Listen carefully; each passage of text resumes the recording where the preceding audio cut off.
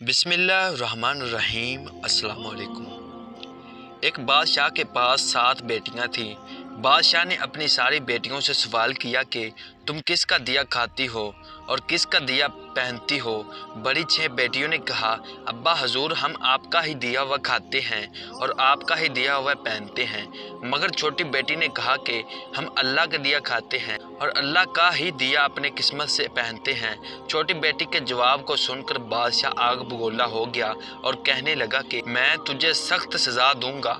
अपने जलादों को बुलाया कि इसके जिस्म से सारे जेवरात और कीमती कपड़े छीनकर पुराने कपड़े पहनाकर किसी वीरान में छोड़ दो, ताकि मैं देखूं कि कैसे इसका अल्लाह इसे खाना खिलाता है और कैसे अपने किस्मत से कपड़े पहनती है। बादशाह के सिपाही छोटी लड़की को लेकर एक सुनसान जंगल में पहुंच गए और छोड़कर वापस चले आए। लड़की तबस्सुम लहजे से जंगल के तरफ मगर लड़की तबस्सुम लहजे से जंगल के तरफ नजर दौड़ा रही थी। इसे दरख्त के अलावा जंगल में कुछ नजर ना आ रहा था, मगर इसे जरा बराबर भी गम और खौफ ना था। शाम होने वाली, सोचा कि लकड़ियां जमा कर रात में जलाने के काम आएंगी, जिसकी रोशनी से कोई मौजी जानवर भी करीब ना आ सकेगा। लड़की जंगल में दौड़ दौड़ कर लकड़ियां जमा कर रही थी कि अचानक इसकी नज़र जंगल के बीच एक झोंपड़ी पर पड़ी, जिसमें एक बकरी बंधी हुई थी। इसे ताज्जुब हुआ। झोंपड़ी के करीब गई तो देखा कि कोई बूढ़ा चारपाई पर लेटा है। बूढ़े ने लड़की से पूछा कि तुम कौन हो, तुम यहाँ कैसे आई हो। तो लड़की ने अपना पूरा माजरा बयान किया। बूढ़ा कहने लगा, बेटी तुम मेरी झोंपड़ी में रहा करो, खाने पीने की सारी चीज़ें मौजूद हैं, बनाओ खाओ, मगर मैं सुबह शहर काम करने चला जाऊंगा, 1 हफ्ते बाद वापस लौटूंगा। लड़की जल्दी जल्दी झोंपड़ी साफ सुथरा करने लगी। सुबह बूढ़ा शहर चला गया। अब लड़की अकेली रहने लगी। शाम में इसने बकरी का दूध निकाला, आधा पी डाला और आधा बर्तन में रख कर झोंपड़ी के दरवाजे पर रख दिया। कोई भूखा जानवर पी लेगा। रात में कोई सांप आया, दूध पीकर मनी उगल गया। सुबह लड़की सोकर उठी, देख दूध कोई पी गया है और बर्तन में एक कीमती मोती पड़ी है। इसने सांप के जलने का निशान देखा। इसे पूरा यकीन हो चुका था सांप ने दूध पिया और खुशी में मोती उगल गया।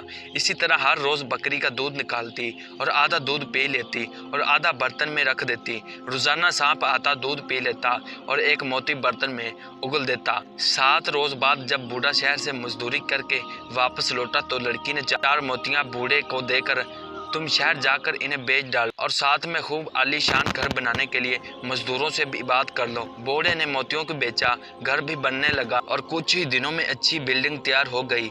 लड़की ने खूब आला किस्म के कारखाने इस जंगल में बनवाए। बहुत सारे मजदूर काम करने लगे। धीरे धीरे इस जंगल में शहर बसा दिया और इस शहर का मलका बन चुकी थी। अब इस शहर का नाम लोगों में मशहूर हो गया। दुनिया से लोग इस शहर में सैरो तफरी के लिए आने लगे और तारीफ करने लगे। और कुछ ही दिनों में इस शहर का चर्च लड़की के बाप राजा और 6 बहनों को भी मिला। राजा को भी वो शहर देखने का शौक हुआ।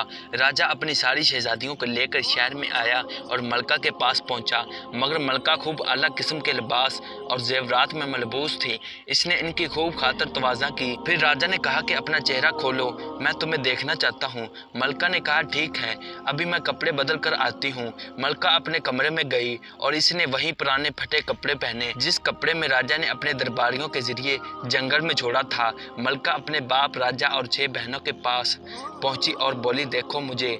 राजा और बहनें देखकर हैरान रह गईं। इसकी सारी बहनें भी इस पर रश्क करने लगीं और सोचने पर मजबूर हो गईं, अगर हम भी कहते कि हमें अल्लाह रोजी देता है तो शायद हम भी मलका बनकर मालदार हो जाते। राजा रोने लगा और इसे एहसास हो गया कि रिज़्क देने वाला अल्लाह ही की ज़ात है। किसी दुनिया के राजा के पास इतनी ताकत नहीं है कि किसी को रोज़ी दे सके और मालदार कर दे। हर चीज़ पर अल्लाह ही कादर है। और हमारे इस चैनल को सब्सक्राइब करके साथ ही बेल के आइकन को भी दबाना मत भूलिएगा, ताकि हमारी इस तरह की मज़ीद नई वीडियोस आप तक हर वक्त पहुंच सके। तो दोस्तों, मिलते हैं अगले इस तरह की मज़ीद नई वीडियो के साथ। तब तक के लिए अपना ख्याल रखिएगा। अल्लाह निगहबान।